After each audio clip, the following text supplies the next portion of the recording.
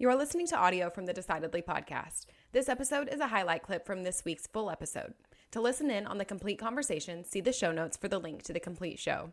You can help us out by leaving us a 5-star review wherever you listen to podcasts. We appreciate every bit of your support.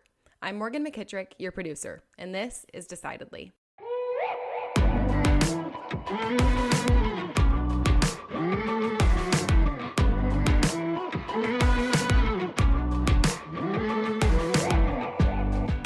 I was talking with an employee today, and she's working on skill development in some things that are like outside of her comfort zone. She never really formally done it before. It's like, I'm learning. I've been learning for 3 months ago.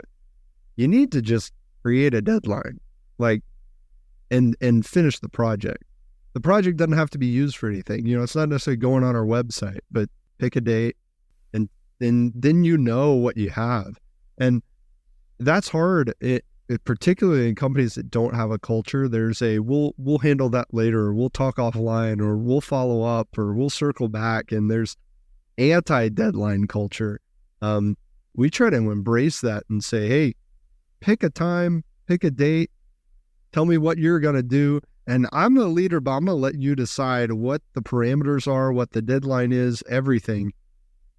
Because I don't need to micromanage this for you and cause more stress and anxiety and overwhelming feelings. You pick it, and that way you at least know when you got to get it done. Yeah, that's so powerful. It makes me think about how accountability works. And when I realized how accountability works, this also shifted something a lot for me. I used to think that accountability was someone else holding you to something, which it kind of is in the way we talk about it colloquially, right? Like you're accountable to someone else or to this thing that someone else has said you have to get done. But really what's happening is you're thinking something about that person or about that deadline that you don't give yourself the privilege to think about your own deadlines. And all that has to happen is you just have to start thinking those same thoughts. So if I'm thinking, well, Sanger said I have to be here at 10 o'clock, I don't want to miss it. I could think, well, Sarah said I had to be here at 10 o'clock and I don't want to miss it. So change it from someone else's expectation of myself to my expectation of myself. Right. And the only difference is really we're just thinking like, it doesn't really matter whether I do it or not. Oh, who cares? Instead of, no, it really matters. And you can just decide, oh, it really matters. The same as it really matters that I meet someone else's deadline. So what causes the resistance in that? Some people, I imagine there's a little bit of pushback because people say, well, but we're a lot more forgiving of ourselves than we are to other people, right? If I in my head, I think, oh, these people who are relying on me, I've missed a deadline. They're going to crucify me. They're going to hate me. They're going to think I'm bad at my job. I'm a bad leader. I set a deadline for myself that nobody knows about and I miss it and nobody still knows about it. Okay, we'll get him next time, man. What causes that difference? Yeah, it's simply the fact that you've got a pattern of thinking around the way that you see yourself and your goals. Yeah, it's true, of course, like doesn't really matter this time. But what does that say about who you are and who you're becoming? Like one of my favorite thoughts that motivates me is I want to be the kind of person who always does what she says she's going to do. Not because it matters in itself, but because when I become someone who is that person, I'm going to hit every goal that I ever set. And that's what matters to me. I want to be the kind of person who, even though this is a silly thing, like it's really common advice to you, like make your bed, that's really good. Like, I don't think making your bed means anything. I don't think it's going to define whether you're successful or not.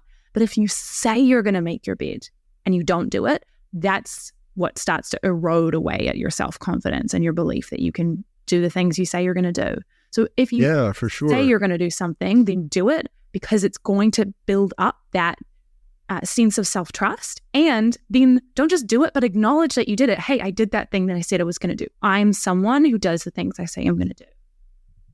Yeah, in a lot of ways, confidence comes from repeatedly meeting the expectations we set for ourselves, right? In situations that simulate the environment that we're training for. So I want to get really confident that I'm going to succeed in a sales meeting or something.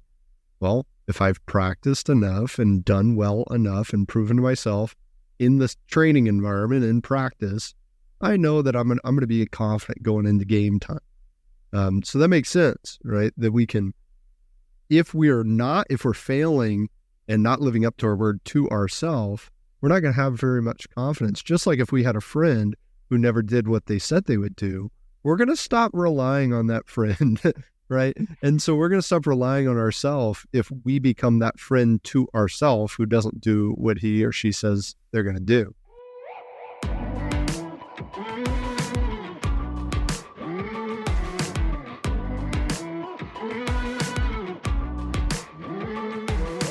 Thanks for making the great decision to listen in to this week's episode highlight. If you want more of what you just heard, see the show notes for the full episode. As always, for the latest decision-making tips, find us on decidedlypodcast.com or on Instagram @decidedlypodcast. And be sure to sign up for our weekly newsletter from the link in the show notes. Don't forget to leave us a 5-star review as well.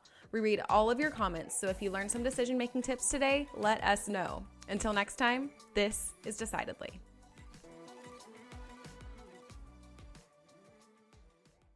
Insights, advice, and comments provided by Sean Smith, Sanger Smith, and speakers identified as part of the Decidedly podcast should not be considered recommendations. Speakers not identified as members of Decidedly are expressing their opinion, and their statements should not be construed as reflecting the views of the Decidedly team.